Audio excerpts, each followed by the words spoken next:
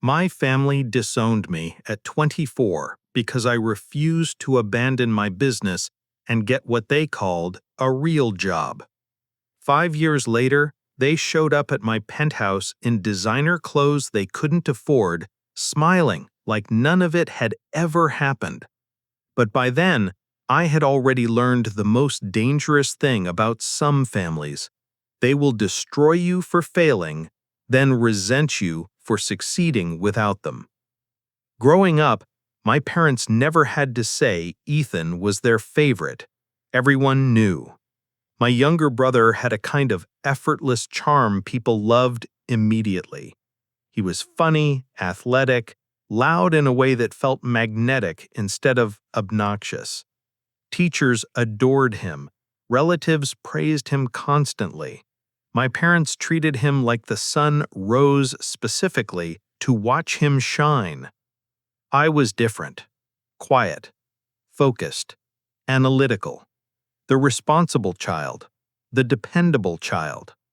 The child people praised with words like mature and disciplined, which sound complimentary until you realize they are often what adults call children they expect more from and love less openly. Ethan was celebrated. I was expected. When he got a B, my parents said he was too gifted to be challenged. When I got a B, they asked what went wrong. When he forgot chores, they laughed. When I forgot chores, I got lectures about accountability. When he broke rules, he was spirited. When I challenged rules, I was disrespectful. It was death by 1,000 tiny comparisons. And like most children raised in that environment, I did what wounded kids do. I tried harder. Straight A's, honor roll, scholarships, internships, leadership programs. Every achievement bought me temporary approval. Never affection. Never pride. Never the look my father gave Ethan after a football game. By college, I understood something painful. No matter what I accomplished, I would never be loved in this family as easily as my brother was for simply existing. Still, I kept trying. I studied business because it felt practical enough to earn approval while still interesting enough not to suffocate me. During sophomore year, I started a tiny online store selling premium desk accessories and curated home office setups. It began almost by accident. A few classmates kept asking where I got my desk set up from, so I sourced a handful of products, built a simple site, and started selling.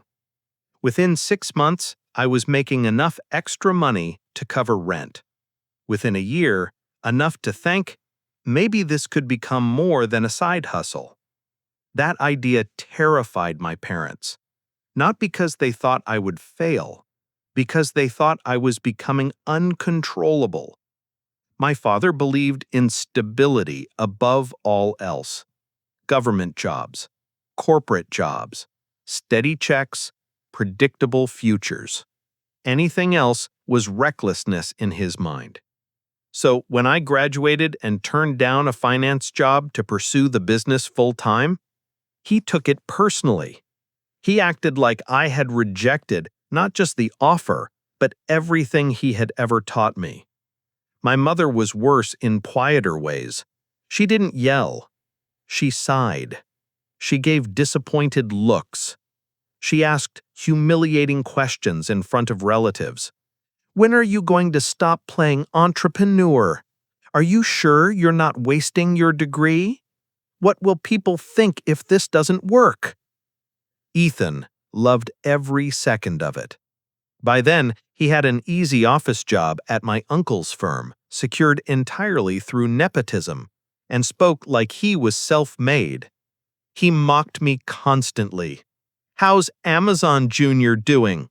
Sell any paper clips today? Let me know when your fake company gets real investors. Everyone laughed. Every time. Even when I stopped pretending it didn't hurt.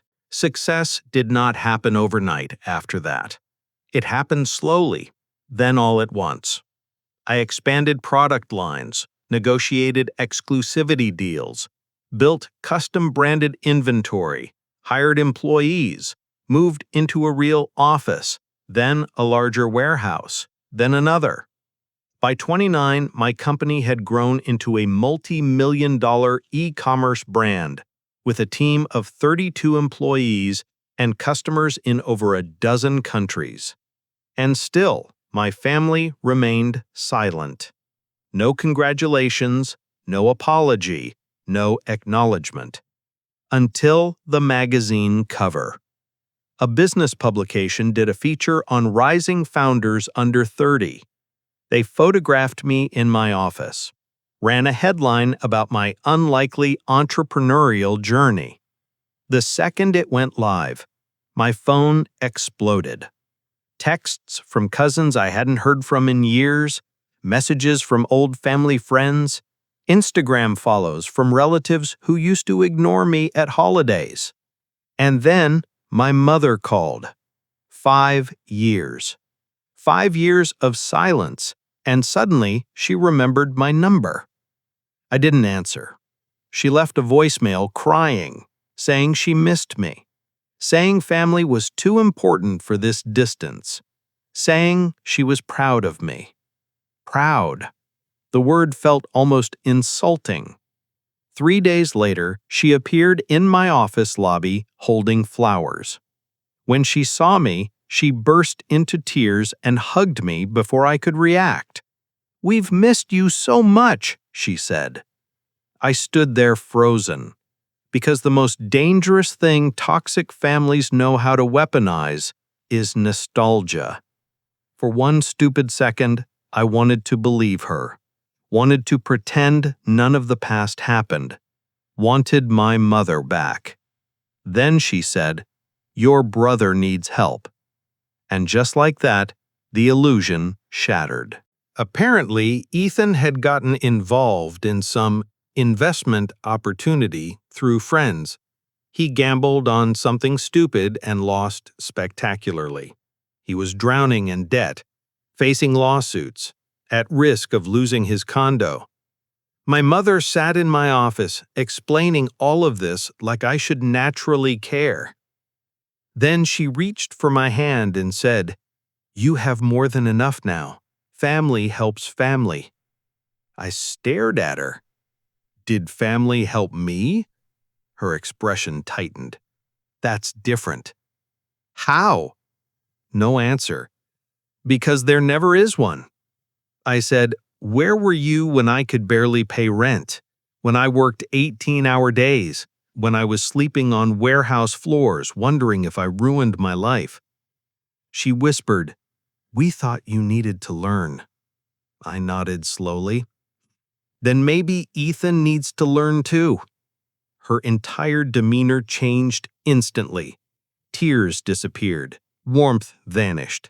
The mask slipped. "I cannot believe how selfish you've become."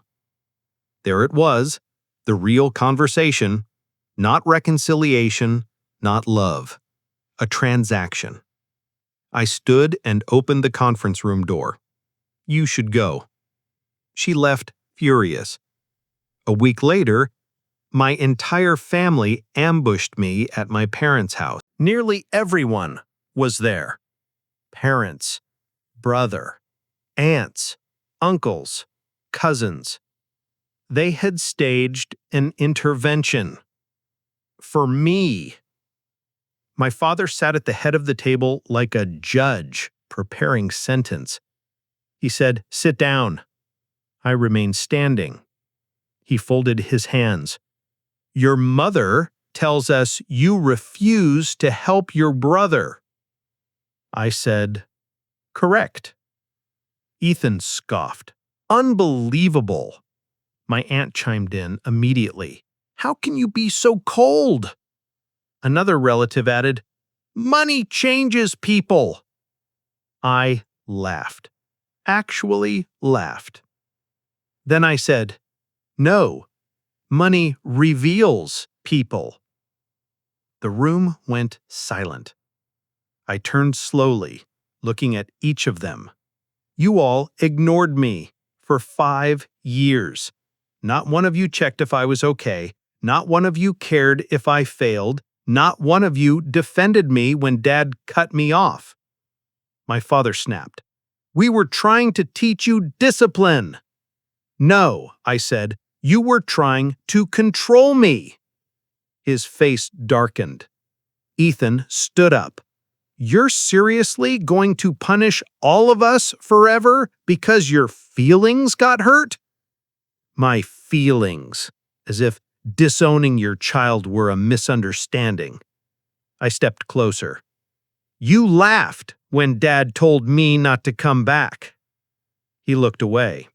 That was answer enough. Then I said the sentence I had waited years to say. No one in this room loved me enough to support me when I had nothing, so none of you get to claim me now that I have something. My mother started crying. My aunt called me heartless. My father called me ungrateful. Ethan called me pathetic. And for the first time in my life, none of it worked. Because once you stop craving approval, manipulation loses power. So I walked out. Again. And this time, I never looked back. The smear campaign started almost immediately. Relatives I barely knew began posting vague things online about people who forget where they came from. Family friends stopped returning messages.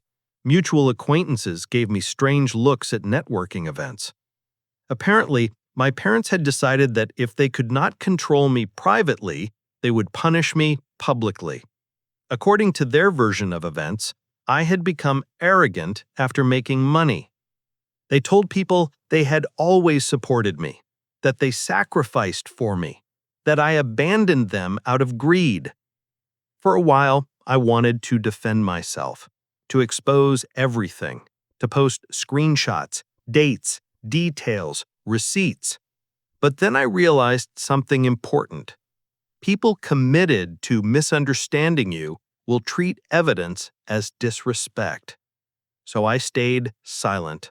I blocked everyone involved, changed my number, had security at my office instructed not to allow family inside.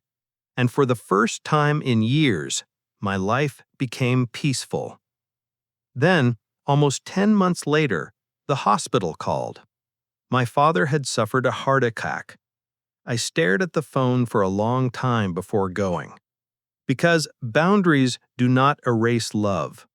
No matter how badly someone hurts you, part of you still remembers who they were before you understood them clearly. When I entered his room, he looked smaller somehow, older, less invincible. My mother sat beside him, crying softly. Ethan stood by the window, looking irritated more than concerned.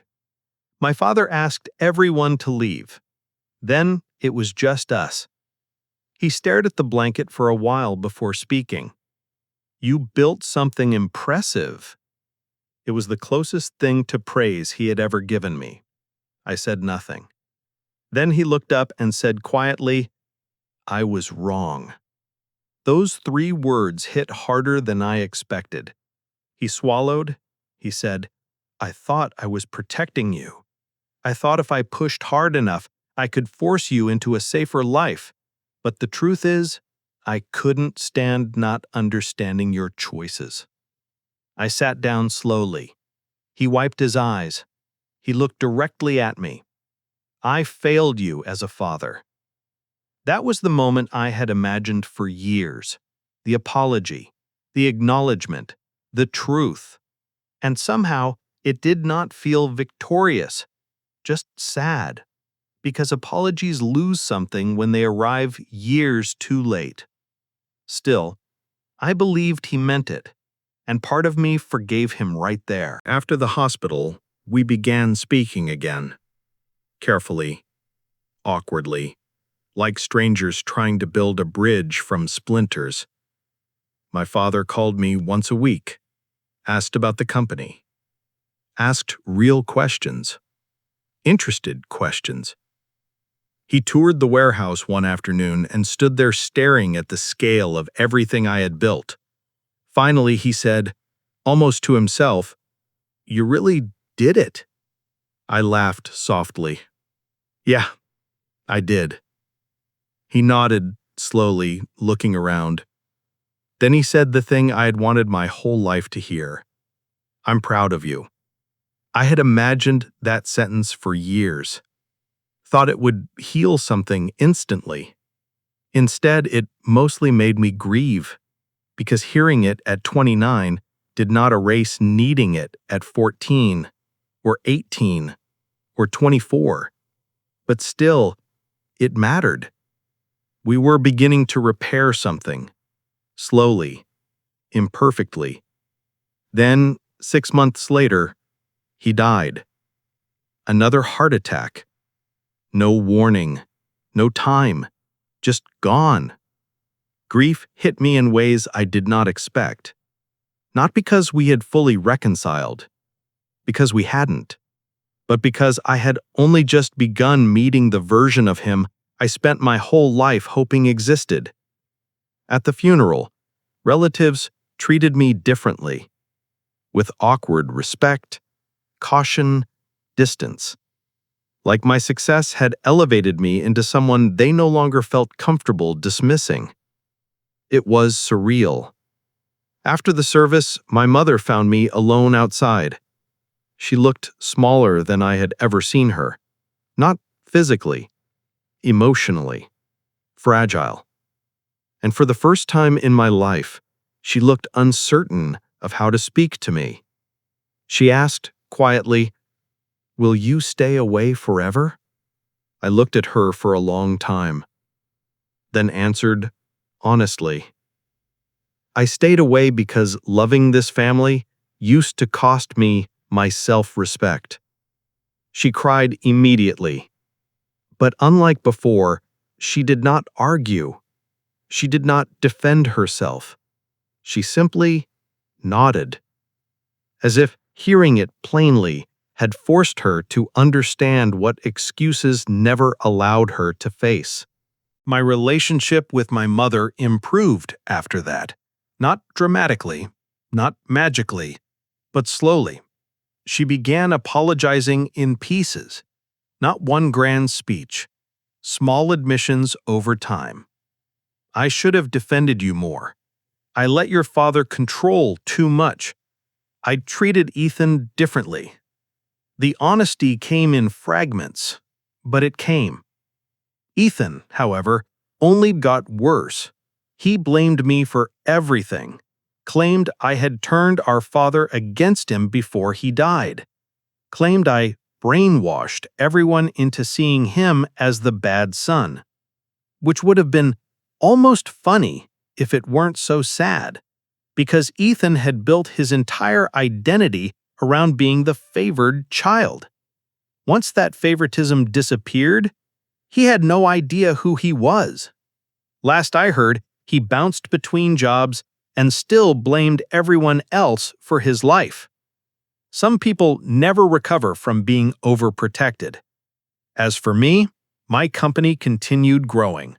We expanded internationally, opened a fulfillment center overseas, eventually sold a minority stake to investors in a deal that changed my life permanently. But the greatest gift success gave me was not money. It was perspective.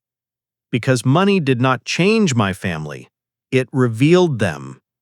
It exposed who loved me for me and who only loved access. That lesson was expensive. It cost me years of pain, loneliness, and grief. But I would still pay it again, because the truth is, being disowned by my family hurt terribly. But staying in a place where love had to be earned through obedience would have destroyed me far more slowly. Sometimes losing people is not a tragedy. Sometimes it is the price of becoming who you were meant to be. My family disowned me when I had nothing. then came back when I had everything. And in the end, the greatest revenge was never refusing them money. It was building a life so full, so meaningful, so successful, that their approval stopped mattering. Because the day you no longer need validation from the people who undervalued you is the day they lose all power over you.